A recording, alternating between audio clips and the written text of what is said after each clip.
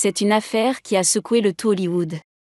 Le 26 février dernier, les corps de Gene Hackman et de son épouse, Betsy Arakawa, étaient retrouvés sans vie dans leur résidence de Santa Fe, au Nouveau-Mexique. De quoi soulever de nombreuses questions, auxquelles les autorités ont partiellement répondu.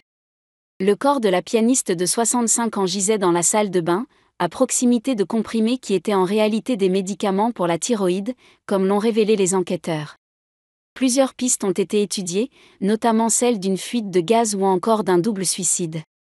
Ce vendredi 7 mars 2025, la médecin légiste en chef de l'État américain du Nouveau-Mexique, Dr. Heather Jarrell, a dévoilé les conclusions très attendues de l'enquête.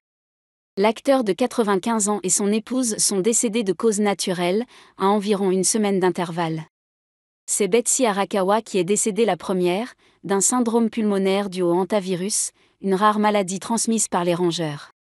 Le 17 février, soit 9 jours avant que les autorités ne découvrent les corps, le pacemaker de Gene Hackman s'était arrêté, l'acteur ayant succombé à une maladie cardiovasculaire hypertensive et athérosclérotique. Malgré les conclusions concernant l'acteur et sa femme, quelques zones d'ombre demeurent encore sur l'affaire. Les autorités se penchent notamment sur le cas du chien du couple, Zina, dont le cadavre a également été retrouvé dans une cage située dans la salle de bain. Le shérif a indiqué qu'il était possible que le chien soit mort de faim, même s'il ne pouvait pour l'instant pas l'affirmer avec certitude.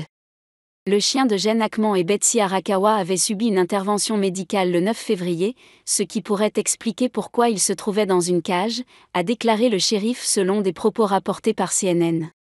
Les deux autres chiens du couple ont été retrouvés vivants, eux qui avaient trouvé le moyen de faire des allers et retours à l'extérieur de la maison via une porte laissée ouverte.